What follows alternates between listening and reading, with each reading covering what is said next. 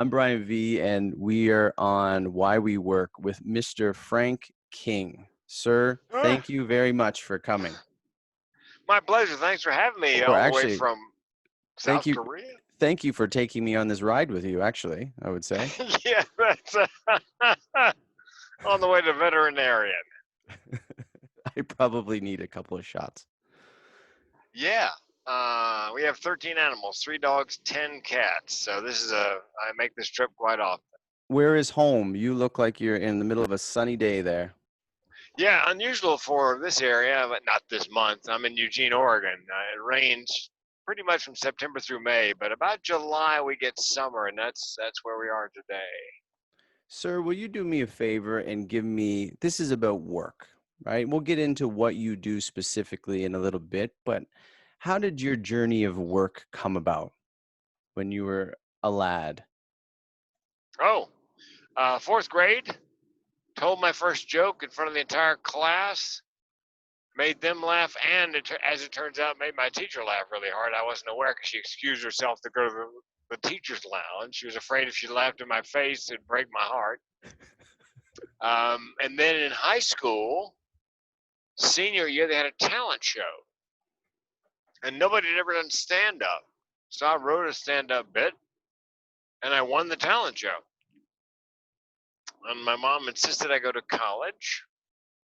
She said I could do anything I wanted to after I got done. But she said her quote was, "You can be a goat herder when you're done, but you're going to be a goat herder with a degree." So I got 2 degrees, political science and one in labor management relations, and then moved to San Diego with my college and high school sweetheart and in the insurance business. My first job out of college, my wife's father worked for an insurance company, and I had very great difficulty getting a job. I interviewed on campus. They have a wonderful campus placement center at the University of North Carolina, Chapel Hill. I interviewed 77 times, literally, and no callbacks, no job offers. So my guess is they're really good at what they do, and they looked at me and thought, this guy's a clown, and they are correct.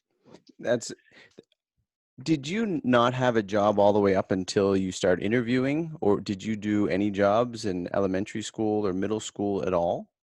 Had a failed paper route in middle school. So funny.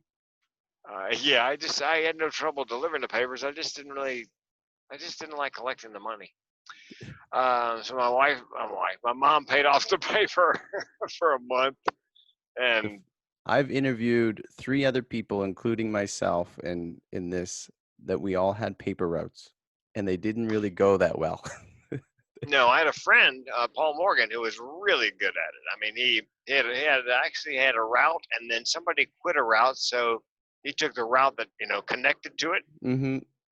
and he had a little book, and he was very good about collecting the money. And anyway, that was my first job. Oh, actually, that was not my first job.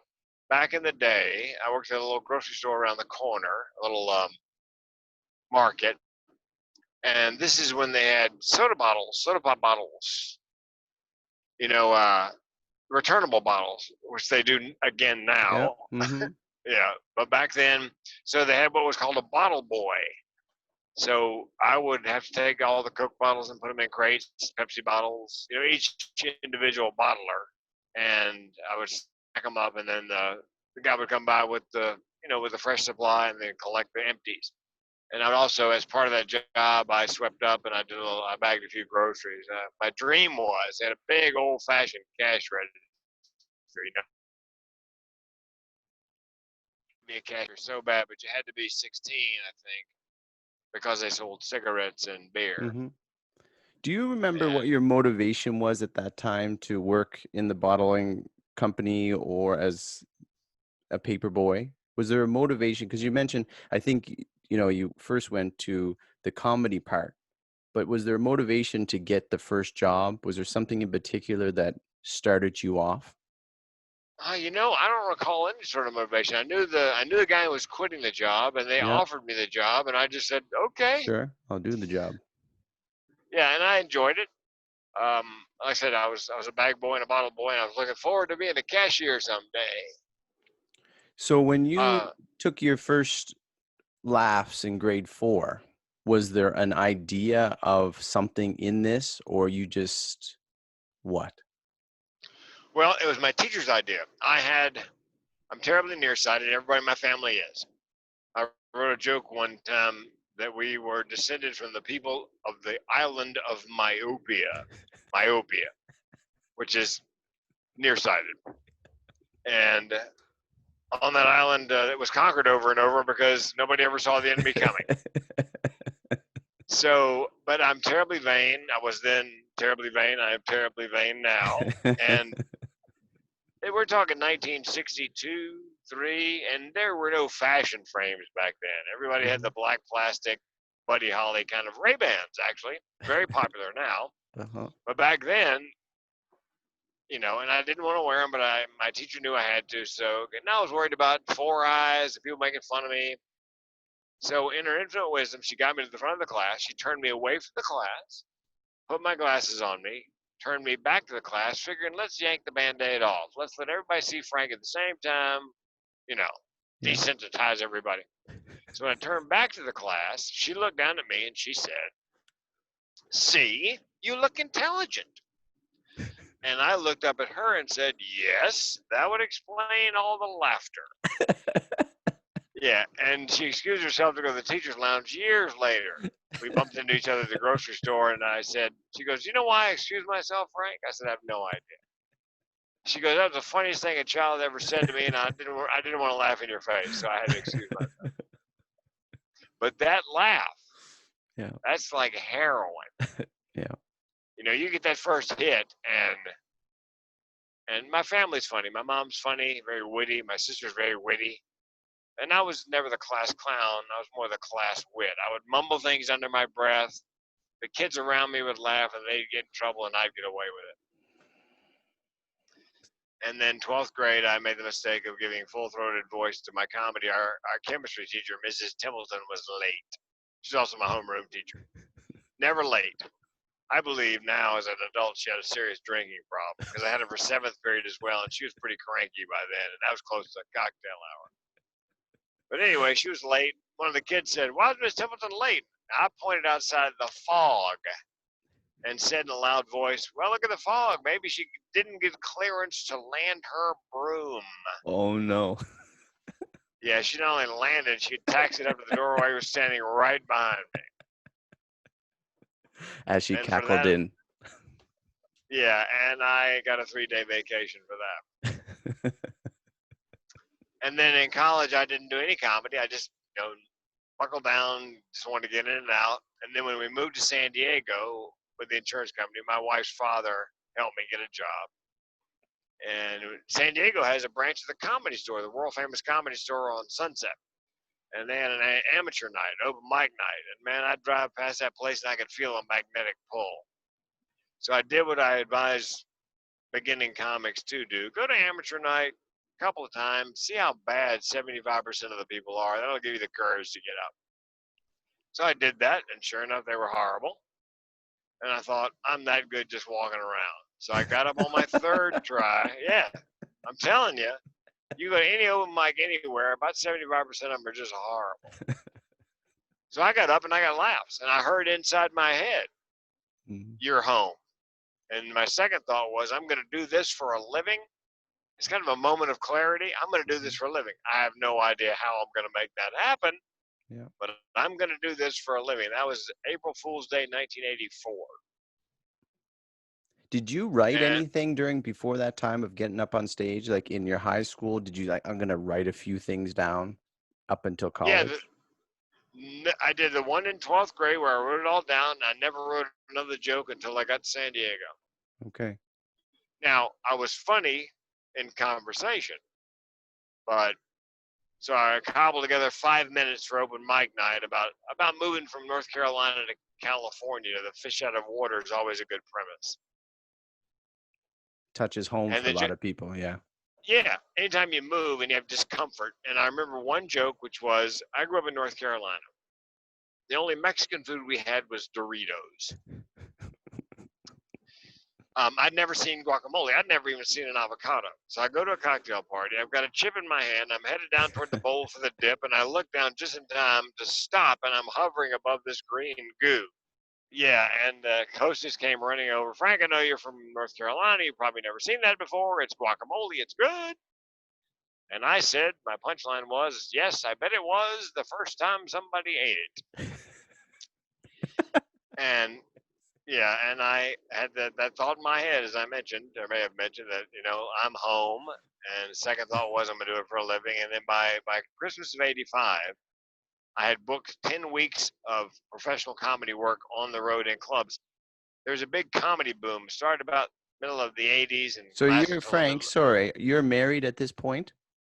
No, I have a girlfriend, Yeah. and I said to her, look, I'm going on the road to do stand up. How does she feel about that? I said, do you want to come along? And inexplicably, she said yes. Okay. So we put everything in storage. We could not fit into my tiny little Dodge Colt. That probably We helps gave, with material, actually, wouldn't you say?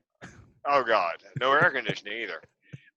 Gave up our jobs, hit the road, and I thought 10 weeks was forever, and it went by in a Mm-hmm. flash. But fortunately, unlike most comedians, I have a decent work ethic. And when I worked my first week, I did well enough that one of the guys I was working with had a club in D.C., Washington, D.C., and he said, would you like to book? I said, that would make week 11. That'd be great. And somewhere along the way, a year or so later, my girlfriend and I became husband and wife, and we've been married 33 years. That's wonderful. Well, and we were on the road, speaking of work, from the day after Christmas 85 to till Easter of 93, 2,629 nights in a row nonstop. How did she view your work ethic and not even so much in comedy? How did she see Well, that you were really plugging at it, you were working hard, and that was, that because it can't be easy to be on the road, a couple on the road on a comedy, you're not working in the wee mornings, right? A yeah, lot of late nights. it was, we both thoroughly enjoyed it. It was a little, it was a little difficult, but we were in our mid 20s, mid late Hmm. 20s. You pack up, you hit the road, and back then they put the comedians up in what's called a comedy condo, 3 bedrooms. So I not only worked with these comedians, we lived with them for a week Travel at a time. together. Yeah, Jeff Foxworthy and Dennis Miller and Rosie O'Donnell, Ellen DeGeneres, and Kevin James and Adam Sandler and Seinfeld and anybody who was anybody back in the day. We were on the road working with them in those clubs and staying in condos with them for a week. For my poor wife, who was kind of like living in a frat house because most of them were guys. But she's, She hung she on. said she said to me before we got married that she never wanted an ordinary life. Mm. Yeah, well, careful what you wish for. The joke was on her on that one. Yeah, and I was booked when I came off the road at the end of that tour. I was actually booked a year ahead. That's how much of a work ethic I had. And I was on the phone. This is back before cell phones. I was on the phone constantly getting work. So, Can you, and then yeah, go ahead. I went into radio for a year and a half. I got a job at a radio station because in the mid '90s they were hiring comics to do morning shows, and I caught that wave as well. I think this is applicable, my question, to all types of work, not just comedy, but I think it's more in the spotlight with comedy. In some days, people don't feel like doing their job. And for you Yeah. not to feel like doing your job is not funny. No. How difficult is it to be a comedian who, from I have fights with my dear wife, or, I'm ill or something, but you got to get front stage center and be funny. And that's applicable to all jobs. I think people just don't want to go to work today. But yours is Yeah. like, okay, this is how you do it when you're a comedian. How difficult is that? Well, with time and practice, there's a reason they call it acting. Yeah. Because I got a phone call one night from a friend. My mom was winding down, had cancer. I got a phone call from a friend of the family, and she said, "Your mom passed away tonight." And the next thing I heard, Ouch. "Ladies and gentlemen, please welcome." And you paste on the grin and march through it like. And I did one in Denver at a corporate engagement, and a friend of mine was there watching me. And he said, I come off stage, he goes, "Hey man, do you want to go get a beer?" And I said, "I don't really feel much like getting a beer." And he goes, "Oh dear God, you're sick." He goes, "But none of that showed up Yeah. there. How the heck do you do that?" And I said, "Well, they're very caring people, but they're here for a show. It was a corporate show, good money. They're very caring people." Hang on, I'm put you back up on my dashboard. Um, Sorry guys. Um, They're very, people are, and if I'd said to them, "Look, I'm really sick," they would have understood. But it's the old adage in show business: the show Show must go must go on. on. Yeah, so you just learn to work through it, and because they paid for a show, and there's several hundred people there, and it was a darn good paycheck because it was a corporate engagement.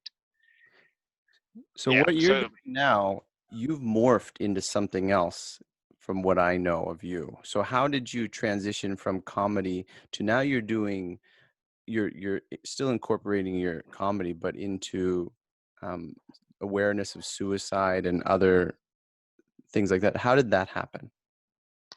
well, when I was selling insurance, Brian, back in the day, insurance, they're all about motivation. So I got to see all the great motivators back, Zig Ziglar and Brian Tracy and those guys when they were in their prime.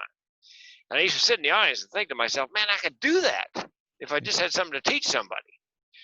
And so I cast about for years trying to figure out, didn't I have something, some takeaways, learning objectives, able tos, action items. And I could never figure out, what I had to teach anybody. Mm-hmm. And then after I came so close to killing myself in 2010, and after in the height of the recession, lost everything in a Chapter 7 bankruptcy, and I learned what the barrel of my gun tasted like, literally. And look back at my family history. It runs in the family. My grandmother, great aunt, and mother died by suicide. So it's called generational depression and suicide. And I thought, you know what? I do have something to talk about. I could do suicide prevention. However, all the meeting planners and speakers bureaus and everybody thought of me as a funny guy. So how do you rebrand after let's see, that was To 2000, something yeah, that's on the total opposite side of the spectrum. after 25 years. So you know what? My wife goes, "Do a TEDx talk," and I said, "What's a TEDx talk?" So she explained it to me, and just by chance, I got an email with a note where you could audition, submit an application to a TEDx. Oh, what the hell? I'll do it. So I submitted for a TEDx talk by Vancouver, BC, British Columbia, and I got it. And I came out as depressed and suicidal on that stage in 2014. Nobody knew I was depressed or suicidal. Not my family, my friends, or my wife. Nobody knew. Like a lot of people with mental illness, we cover it well. And that allowed me to rebrand from a Mm-hmm. funny speaker to a speaker who was funny. And then I've been picked for 7 TEDx's since then, and 2 of them I couldn't make because of conflict, but I got 5 in the can, all of them on mental illness, in an effort to become the mental health comedian. That's my brand. So do you want to stay in that brand, or do you still want to do shows that are void of that, but maybe you throw in some jokes that are related? But Uh, no, I will not turn down comedy work. For the last 10 years, I worked on cruises 12 or 14 weeks a year doing just stand up. that's a tough gig. Actually, it's 2 shows, maybe 4 in 10 days. The rest of the time, you're just a passenger. It was Holland America, so I had a cabin with a window. The gym steps away. The grill is right down there by the. I mean, it's a long time to be away from home, and it doesn't Yeah. pay as well as corporate work. But Yeah. It's relaxing. I got to work out every day, and but that's over after I got busted for coming back from Cambodia at the beginning of the pandemic. Everybody thought I was dragging the coronavirus, so that ended my cruise career, I do believe. You mentioned your work ethic in early on. How has your work ethic, along with your awareness of your own mental health issues and how you're going through them and dealing with them, how has your work ethic brought you through, or how has it helped you along the way? Well, as I mentioned, most comics, and I've said this many times, comics don't become comics because they have a great work ethic. I mean, they're working 45 minutes a night. Come on. Uh, but yeah, because the job of the insurance agent, right, was very helpful in forming that part of my personality because I learned about business cards, envelopes, stationery, and thank you notes, and asking for referrals. The insurance business is a sales business, and comedy and speaking is truly a sales business. I spend 85% of my time marketing and selling, 5% traveling, 5% writing, 5% performing. I'm basically a salesperson who speaks because if you don't sell, you don't speak. Mm-hmm. And so I was able to transfer from doing all that work, getting myself booked in comedy clubs, to transition or pivot to getting connected with speakers bureaus back in the beginning of my speaking career, back when speakers bureaus were the big deal before the internet. Now it's all about social media marketing and SEO, and that's how people, that's what I teach speaker clients is how to make sure you show up on Google page one. Are And you able to evolve in that, or you have someone to help you? How are you dealing with that transition, like onto social media, being more out there? well, I am old, 63.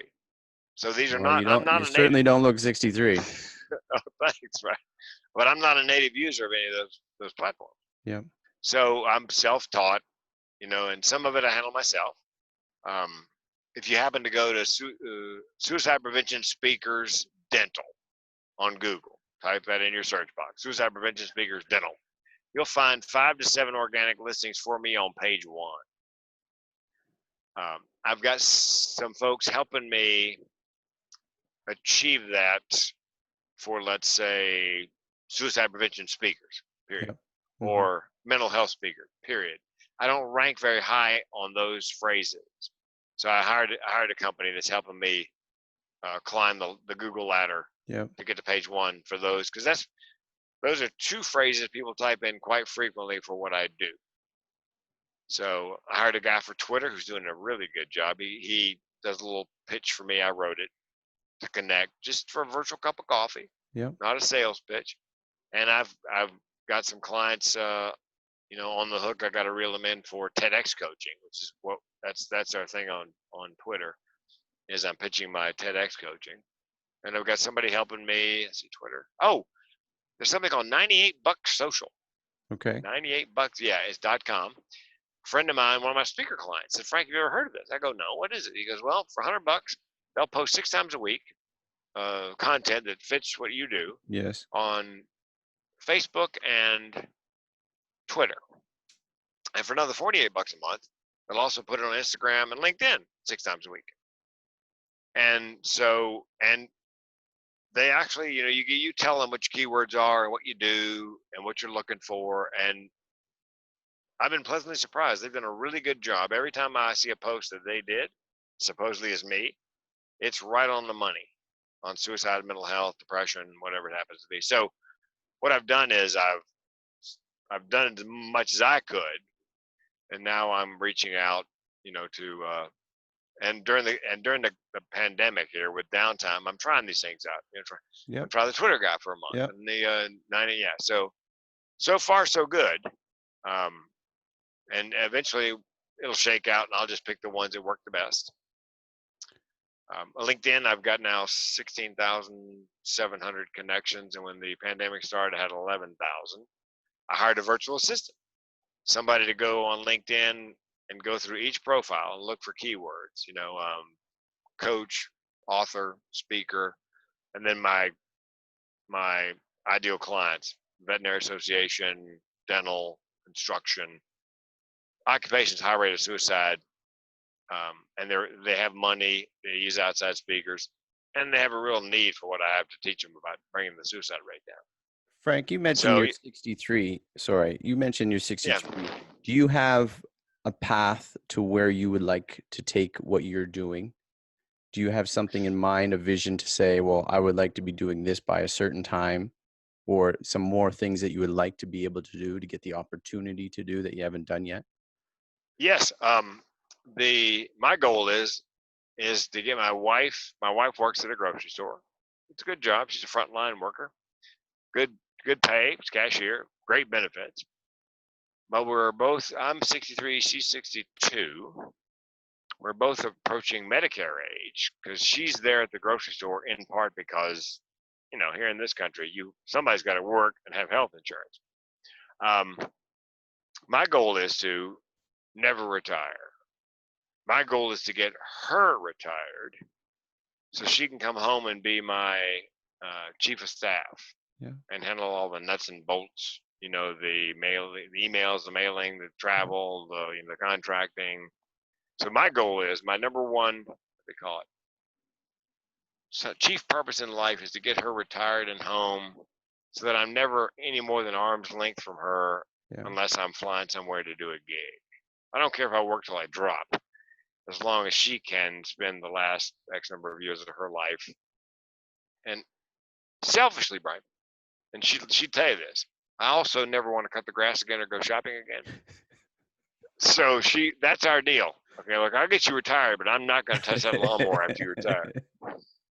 Is there a show that you've not done that you would like to do that's on your list of shows? Like this would be the I have mecca. one thing left on my bucket list, and that is to be a warm-up comic for a sitcom, a game show, a late-night comedy show. That's the one thing I haven't been able to score. I It's a can very guess what small. that is, but what is a warm-up comic?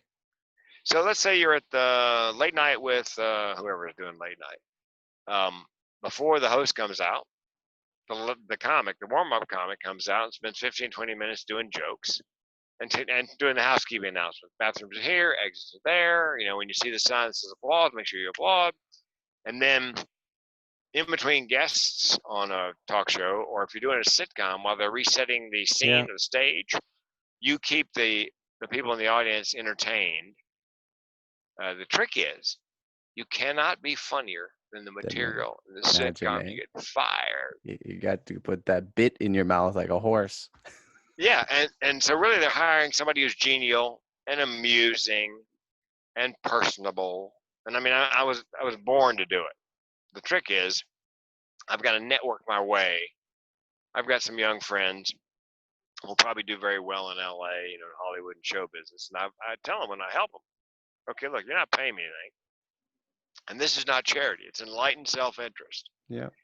When you get the sitcom and they go, who's going to warm up? The next two words out of your mouth, but yeah, exactly. I'm like the mob. I'll do this for you. Someday I come to you for a kindness. Someday. Yeah, so that's my the only other thing I didn't get to do that was on my bucket list when the crash came, the last recession. I thought I need a job, good benefits, decent pay. So I'd always wanted to be a police officer. So at age 52, I applied with 12 different police departments, and they can't deny you, to be considered to hire if you can pass the law enforcement. Yeah, and fitness test, and I passed it 4 times. I'm the oldest person in the state of Washington ever to pass that thing.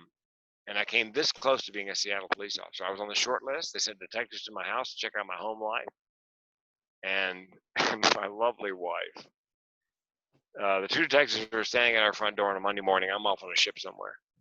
My wife opens the door and goes, "Look, detectives at my front door first thing in the morning, just like old times. Come on." X. Yeah. Well, and later they were talking about the benefits, medical, dental, vision. Oh, and Mrs. King, they said, every Seattle police officer gets $1 million in life insurance. Do you have any questions? And my wife goes, "Yeah, I got a question." They go, "What's your question? $1 million of life insurance?" They go, "Yes, Mrs. King, $1 million." She goes, "Does he have to wear the bulletproof vest?" And you know what, right? I would have gotten the job. my training officer said, "Look, Frank, here's the deal. 3 years ago, 2007, that we had more jobs nobody wanted. We would have taken a shot at a 52-year-old guy going to the academy because they have to pay. The department has to pay to send you, and they have to pay you while you're there. So we would have taken a shot at you doing it. But, with the kids coming back from Iraq and Afghanistan, we got a lot of young applicants. It's nothing you did or didn't do. It's just we have a ton of applicants." And so I said, "Fine." I said, I tried as hard as possibly could. I passed the tests, and I had the polygraph for Seattle. There's a question on there, and you're not supposed to ask any questions or laugh. And one of the questions, they break it up: driving record, drug and alcohol record, sexual record, something else. Well, we're talking about sexual, your sexual record. The guy goes, Have you ever had sex with a farm animal?" Wait, You're not supposed to comma. laugh. No, I'm trying not to laugh, and then he hits a comma. "If only by accident." I'm like, okay, I'm sorry. Stop the test. I understand the first part of the question. What fascinates me is the disclaimer. I said to the guy, "Are you getting big strapping Washington farm boys in here who can't get past this without the disclaimer? I swear to God, Your Honor, the sheep just kept backing up." That may have been why I didn't get it, but I did pass the polygraph, and he laughed, thank God. But that's actually, and I was on a ship one time, and I told that story. And there was a cop in the audience, retired. He'd been, cop 30 years. He goes, "Frank, 30 years ago, that question was on the test. Oh, Still wow. on there." So that's the only thing on my bucket list that I haven't. And the suicide prevention speaking, I always wanted to, like I said, make a living and a difference. Finally figured out how I could do that. And so in the speaking business, they call it picking a lane. You got to pick a lane. Mm-hmm. And they also say that in speaking, the riches are in the niches. So I niched myself into suicide prevention, then I niched myself into 4 or 5 occupations that have a really high rate to direct all my marketing at those 5 occupations. So it's not like a shotgun approach. Yeah. It's just a very narrow. Now I'll do other suicide prevention engagements, but my marketing, dental, construction, veterinary, healthcare, and project managers are my 5, and that's where I aim all my marketing, and it's made all the difference. Besides the fact that suicide prevention speaking is not only my purpose, it's my passion. People say, "How'd you pick suicide?" And I go, it picked me. It's Mm-hmm. organic. Mm-hmm. I would go to bed thinking about it. My favorite kind of client to coach is somebody just like that, where they've got something about them. I've got a TEDx coaching client who has narcolepsy. She didn't know she had narcolepsy until she's in law school. She thought everybody was that tired. It's not uncommon with sleep disorder. Yeah. And she had herself tested, had a sleep test, found she had narcolepsy. Now she has a foundation. She's a sleep advocate. She's got a TED talk on sleep. I helped her construct the final TED talk. So she's my favorite kind of client because she didn't have to pick anything. And she's passionate about it. She's passionate about it. So yeah, passion is, if you come to me with passion for something, it's a lot easier to coach you and help you market. I've got a client who is male sexual assault survivor, and there are 1 in 6 men are sexually assaulted, but Mm-hmm. hardly anybody talks about it. So there's a niche, and there's not many people in the niche speaking about it because men don't talk about that kind of thing generally. So he goes up on stage, he's vulnerable, and man, I'm telling you, I warned him, look, when you speak on something like this, do a Q&A with the entire audience, and then set aside another half an hour, because people are going to be lined up individually to talk to you to share a story. And sure enough, he goes, "Frank, I couldn't believe it. They were lined up. I told you. When you open that door and give them permission to give voice to it, they're going to do it. That's what you are, saving lives. You're changing lives at the very least, and saving lives probably, because they all think they're alone." So what, you probably get this question a lot, is what advice do you give to people who have dealt with or dealing with the thoughts of suicide? It's really, I guess it would be, like being a doctor and say, well, I don't have you come in and give you a diagnosis. I can't give someone a diagnosis over the internet, right? Like, you don't want to be the guy that gives advice to someone, then they're going to go follow that advice, and it may not be for them. I understand that, but you probably get a question like that a lot of, how do you deal with it yourself? Well, by the way, I've been doing podcasts, webinars, and a couple of radio interviews. I created a keynote called Social Distancing and Staying Sane. Don't worry about your mentally ill friends. Because I discovered early on that those of us who are mentally ill, myself included, we wake up in an uncertain world every day. Mm-hmm. So I've been dealing with that for decades. And I have something called a self-care plan: diet, exercise, good night's sleep, meditation, medication. And I have a schedule. I go to bed at roughly the same time, get up roughly the same time, eat the same time, meditate the same time, have my exercise same time. I plan my fun time, Netflix, binge watching the third season of Ozark, whatever. So I've been teaching neurotypical people this is how Yeah. you survive. You control the things you can control. You can also use gamification where you make a game of it. I make a list of 6 things, like a to-do list if I can't get out of bed. And my deal is, as soon as I scratch off number 6, I can go back to bed. I don't care if it's 3 o'clock in the afternoon, broad daylight.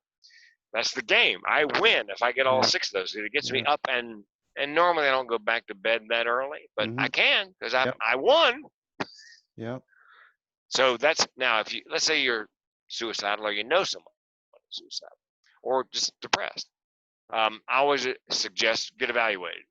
Find a mental health professional, find out exactly what's going on, and have a physical as well, because sometimes there's a physical cause. It's a physical manifestation of something else going on in your body that has nothing to do with your, Yep. being clinically depressed. Get evaluated, and if medication's indicated, things have gotten a lot better in terms of precision prescriptions. There's now a DNA cheek swab test. They take your DNA and they match it. Let's say you're depressed. They put your DNA up against a long list of antidepressants. They find a 1 or 2 that they believe will work best with your particular metabolism. So you get a lot less of this go on, taper off, go on, Mm-hmm. taper off, go on, taper off. So that's my advice: to make sure you get it's like $200. Insurance covers it oftentimes. Get the cheek swab test, make sure you got the right meds. If you have somebody in your family, a friend or whatever is depressed, people say, "What do you say to them?" Don't say anything. Just actively listen. Just let them talk. Just co-sign whatever it is they're going through. Is my best advice. And I put my phone number up on the screen every keynote I do, my cell phone number. And I tell them, look, if you're suicidal, call the Suicide Prevention Lifeline. If you're just having a really bad day, call a crazy person. Here's my number. Because we're less likely to be judgmental. We're not going to do what they call should all over you. You should do this. You should do Mm-hmm. that. You should try fish oil. We're just going to listen and commiserate. Mm-hmm. And with me, if you have depression or with us, you don't have to explain any of that to me. You don't have to say to me, Frank, every now and then I'm sitting at a railroad crossing, a train's coming, and I go, let me finish the sentence. And you're thinking, I could pull up on the tracks and that would be that. They go, how do you know that? Know it. I live it. So, because they think, can you imagine if you thought that way? If you're sitting in a train crossing and the arms are going down, the train's coming, you're thinking about pulling up on the tracks, you realize you're thinking about that, like, what kind of freak am I? Well, Because it's go ahead. oftentimes in my keynotes, except for one keynote, of all the keynotes I've ever done, I've had at least one person come up and say, it's called chronic suicidal ideation. They didn't know it had a name. They thought they were just some kind of freak. And the way I hook them is, I go, look, I've got chronic suicidal ideation. Here's what it looks like. A couple of years ago, my car broke down. I had 3 thoughts unbidden. 1, get it fixed. 2, buy a new one. 3, I could just kill myself. It's always option C. And man, you can see in the room the light bulbs go on over some of these people's heads because they had no idea it had a name. They thought they were Mm-hmm. just some kind of freak. I've had people come up just weeping Mm-hmm. to find out that they're not alone. And I figured, maybe I've steered them far enough off the path to suicide, they'll live a normal life. And one day it hit me, Brian. I'm like George Bailey in It's a Wonderful Life. I've been shown what these people's lives would be like if I were not there to say to them, you're not alone. Because if I kill myself, I would take all of them with me. It's like you were saying about cutting the lawn. It's either I can call someone to cut the lawn, I can cut it myself, or I can kill myself. Or exactly, I can kill myself. because people who have what I have, chronic suicidal ideation, it is suicide's always a solution for problems large and small. Now the upside of that, Brian, is this: it's my superpower because I know if things get really, really, really, really bad, I can end it. I can end the pain, and that a lot of people don't understand that Suicide is generally not about killing yourself. Most people who die by suicide do not want to kill themselves. Hmm. They simply want to end the pain. And so, no, I know I can do it. My book is going to be called "Starting the Conversation on Suicide: Living in the Exit Row," because that's where I live, in the window seat in the exit row on an airplane. And anytime I want, I just pop the door, and I'm done. It's my exit strategy, and that allows me to put up with a great deal of pain, knowing I've always got that option. It's ironic, but if you watch the show Afterlife with Ricky Gervais, wife dies of cancer, he's depressed, suicidal, boss tries to cheer him up. Second episode, Ricky goes, "Look, don't try to cheer me up. I'm depressed. I'm suicidal. If it gets too bad, I'll just kill myself." Sadly, it's kind of my superpower.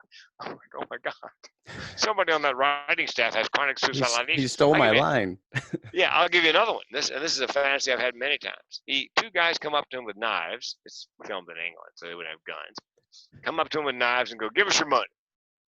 And Ricky goes, "Or what?" They go, "We'll kill you."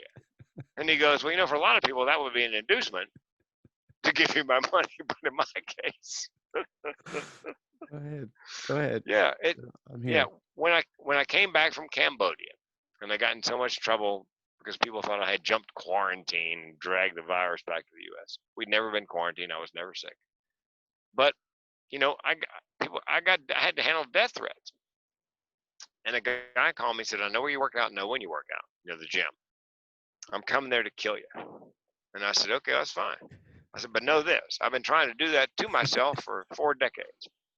And here's the deal. I don't want to die, but I'm not afraid to die. So just add that to your calculations before you pull up."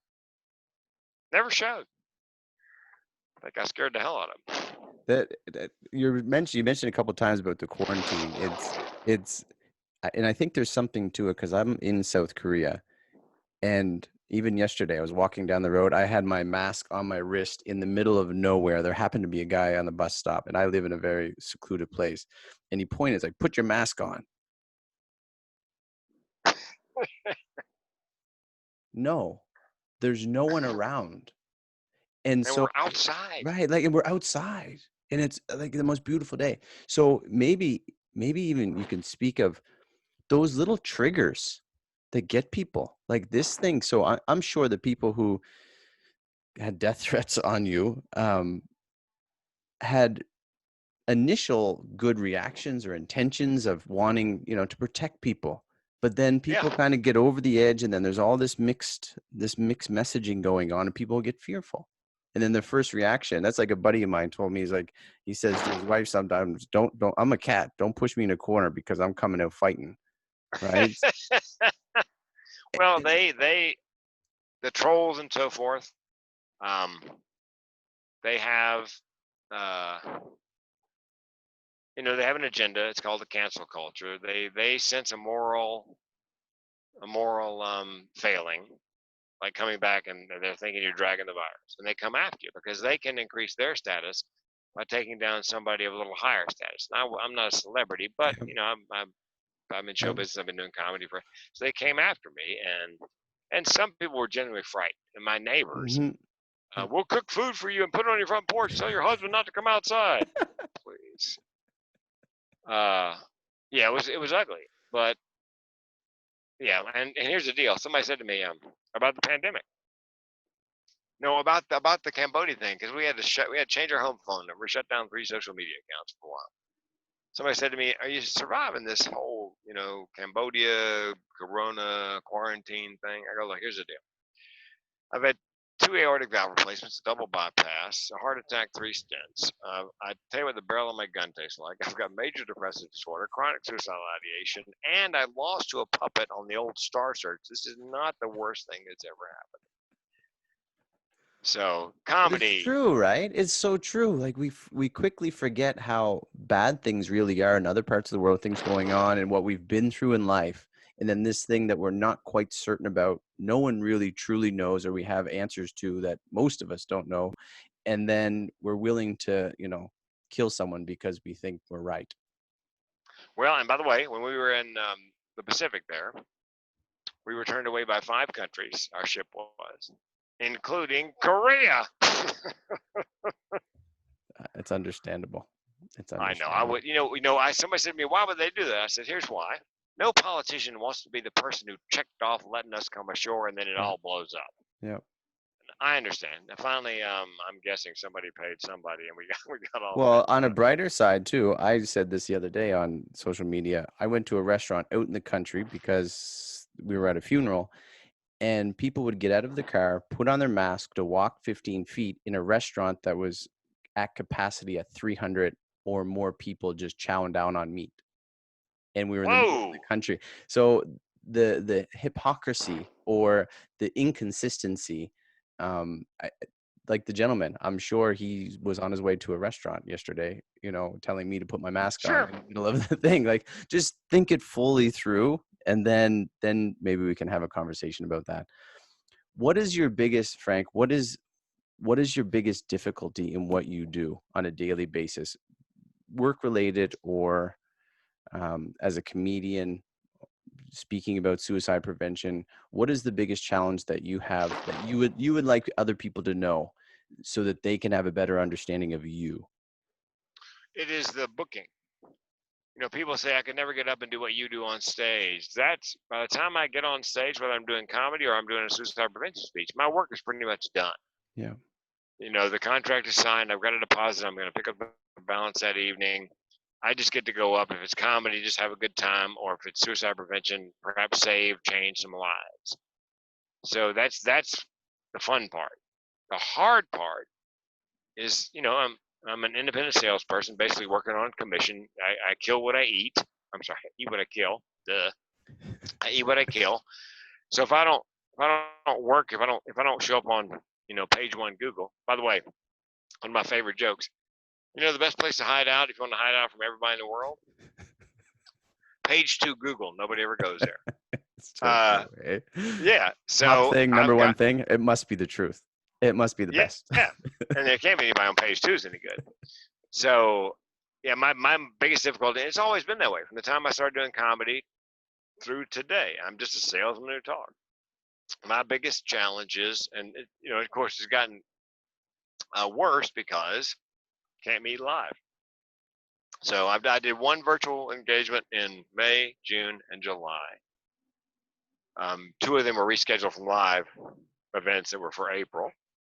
I've got 3 events next year, March, April, and May, that are rescheduled from this spring. But between now and March, I got nothing. So thank God. Hopefully, this next stimulus package will pass, and they'll continue at least some of that $600 a week unemployment from the feds, and the $1,200 for everybody as a stimulus bonus or whatever. I'm hoping that they're gonna have to do that this week or early next, because Saturday the whole $600 a week thing runs out. How So they're difficult would trying it be for you? How difficult would it be for you to do online gigs? Is that a near impossibility as a comedian? as You a mentioned, comedian, it's difficult. yeah, As a speaker, not so much, because you're not really feeding off the reaction. reactions, yeah. But people have said to me, "How can you do comedy in a Zoom, like a Zoom comedy thing?" Well, Because we're I've done doing a it. couple. You made me Yeah, laugh. well, and when I do the speaking, I have everybody leave their mics on, and if they got a question, just yell it out. So it's much more live. But think about this: I did horrible one-nighters for 7 years in between the nice comedy clubs. I've done my entire 45-minute show to 2 people in a room full of furniture. So I can do it, and you wouldn't even know that I was not happy doing it, because you just paste on a smile and Yeah, just go yeah. through it. Frank, and That's really, last couple of questions. One, yeah. how can people reach you if they want to, for whatever reasons? You mentioned your phone number. I mean, you didn't mention the number, but how you do it. Any other particular ways that people can reach out to you, contact you, book you, however that works out for you? Yeah, they can go to, if they're looking for a TEDx, they want to do a TEDx talk, they can go to yourtedxcoach.com. And if you go there, there's a free PDF, 6 things you can do to kill your chances to get a TED talk. And then if they go to The Mental Health Comedian, thementalhealthcomedian.com, my phone number's there, email's there. And where we working with the two women, and we've written a series of books. First one's already out on men's mental health, and I voiced it for Audible. And there's an MP3 on that site, The Mental Health Comedian. You put in an email address, you can download the MP3 unabridged, cover to cover for free. So either one of those would get you to me. Frank, how has work, starting from bottling, what kind of, was it Coke back in the Bottle day? boy. Bottle boy, bottling papers, insurance and such. How has work brought you through life? How has it helped you throughout your life? Well, my third TED Talk is called Suicide, the Secret of My Success. Because I knew I wanted to be a comedian. I knew someday I would be a comedian, but I married my high school sweetheart, and that was not what she had in mind. So I got to the point where I was depressed and suicidal and knew if I did not change jobs, begin open mic, and eventually end up as a comedian, that sooner rather than later I was going to kill myself. So my second thought was, well, I could divorce my wife, quit my insurance job, try comedy. If it works, great. If it doesn't, hell, I can still kill myself. So from the first moment, that joke never gets old, eh? Like I could always just kill myself. that will just kill never myself. get old. Yeah. And I've met a number of entrepreneurs and entertainers who had the same basic thought. So I always knew going through elementary school, middle school, high school that I was different. And I have something I believe, I call it reverse imposter syndrome. With imposter syndrome, you think you're going to be found out. Everybody's going to go, you don't deserve a PhD, or you don't deserve a master's, or, you're not funny. I have the reverse of that. I believe that I am funny and talented and famous. It's just I'm waiting for somebody else to to figure recognize that out. it. Yeah, Just so put me in, coach. yes, and that began the day I connected with what I should have been doing, which was comedy. From that first open mic, from that moment when I've only heard in my head 3 times in my life, you're home.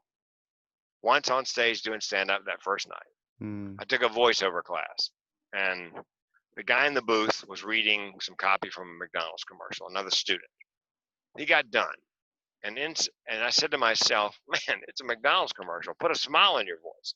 And the teacher goes, man, it's a McDonald's commercial. Put a smile on your voice. I'm like, oh, dear God. I heard it. that. You heard it. So I thought, I'm home. And so that's, once I think you align yourself with what your purpose is to be.